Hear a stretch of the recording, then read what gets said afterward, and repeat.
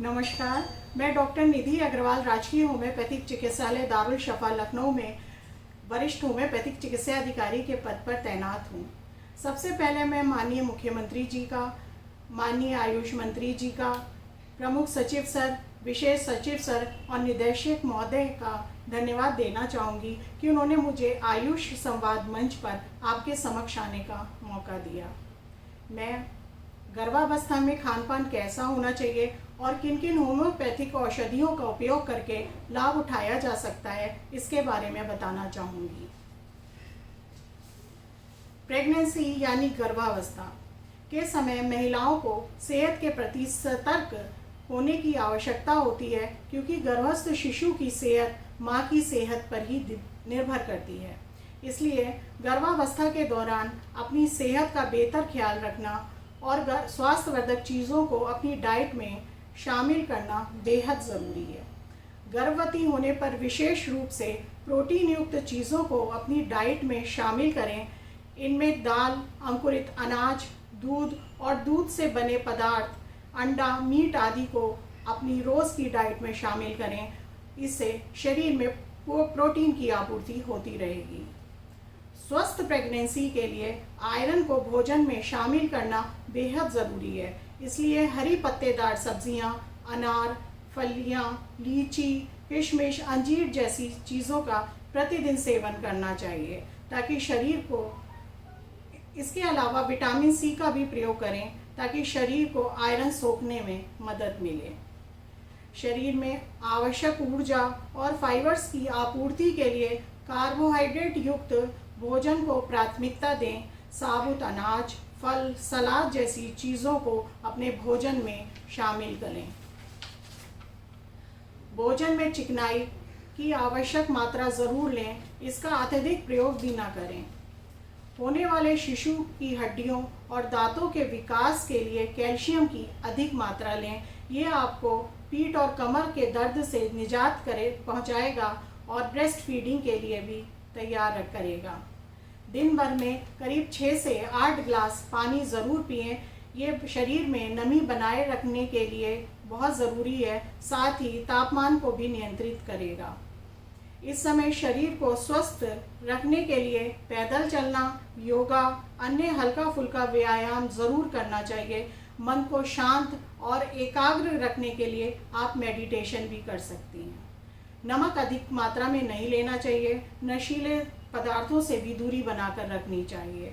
चाय, कॉफ़ी भी कम लेनी चाहिए। अधिक फैट और शुगर वाली चीज़ों से भी परहेज़ करना चाहिए। अब कुछ समस्याएं ऐसी हैं जो अधिकतर महिलाओं को होती हैं गर्भावस्था के दौरान, जिसमें होम्योपैथिक मेडिसिन बहुत कारगर है। मैं कुछ समस्याओं के बारे में इस समय बताना चाहूँगी। एक है मॉर्निंग सिकनेस, जी मिचलाना या उल्टी होना। इसमें लक्षणों के आधार पर होम्योपैथिक औषधि नक्स वोमिका, इपिका, कॉलचिकम, टैबेकम, सीपिया, लैक्टिकम एसिडम, क्रियोजोटम, एसेरम इत्यादि दी जा सकती हैं। बैक एक या कमर का दर्द, इसमें प्रेगनेंसी के समय यदि बैक एक हो रहा है तो हार्ड बेड पर लेटें, आराम करें और रस्टॉक्स, ब्राइनिया, हाइपेरिकम, रूटा, लाइकोपोडियम इत्यादि औषधियाँ ली जा सकती हैं। यदि साथ में वेजाइनल डिस्चार्ज भी हो तो एस्कुलस, एलुमिना, सीपिया इत्यादि ली जा सकती हैं। हार्ट बर्न, ये esophageal reflux of gastric acid के कारण होता है। इसमें होम्योपैथिक औषधि arsenic album, merc sol, nux vomica, puls, iris, robinia लक्षणों के आधार पर ली जा सकती हैं।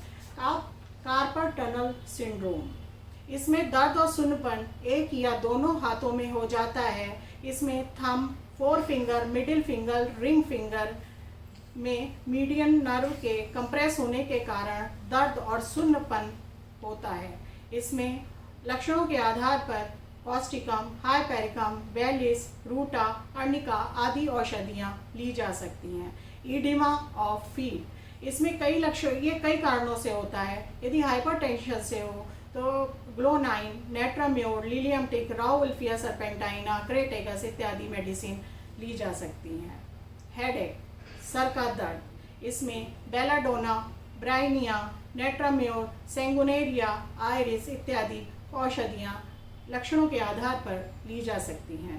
पाइल्स, इसमें Aesculus, acid nitric, graphites, रेटेनिया, कॉलेंसोनिया, एल्लोस, belladonna लक्षणों के आधार पर ली जा सकती हैं। ब्रेस्ट में क्रैक्स पड़ जाते हैं, उसमें ग्रेफाइटिस भी काफ़ी अच्छा रोल अदा करती है। अंत में बहुत सी महिलाओं को ये नहीं पता होता है कि नॉर्मल कुछ होम्योपैथिक दवाएं नॉर्मल डिलीवरी करवाने के लिए बहुत यूज़फुल होती हैं। इसमें मैं आपको कुछ होम्योपैथिक और बायोकेमिक औषधि के बारे में बताना चाहूँगी। कुछ बायोकेमिक औषधि है calcarea phos, calcarea fluor, kali phos, mag phos, जो मार्केट में कॉम्बिनेशन के रूप में भी मिलता है। अगर ये चौथे महीने गर्भावस्था के चौथे महीने से शुरू की जाए तो काफ़ी हद तक नॉर्मल डिलीवरी की जा सकती है। कॉलोफाइलम 30, अगर ये एक्सपेक्टेड डेट ऑफ डिलीवरी के 15 दिन पहले ली जाए तो ये नॉर्मल डिलीवरी कराई जा सकती है। ये ऑक्सीटोसिन हार्मोन को बढ़ाती है और सर्विक्स को रिलैक्स करती है। पल्सेटिला 200, ये भी अगर एक्सपेक्टेड डेट ऑफ डिलीवरी के 2 दिन पहले से ली जाए तो नॉर्मल डिलीवरी होने के, यदि कोई कॉम्प्लिकेशन नहीं है तो नॉर्मल डिलीवरी होने के काफ़ी ज़्यादा चांसेस रहते हैं। धन्यवाद।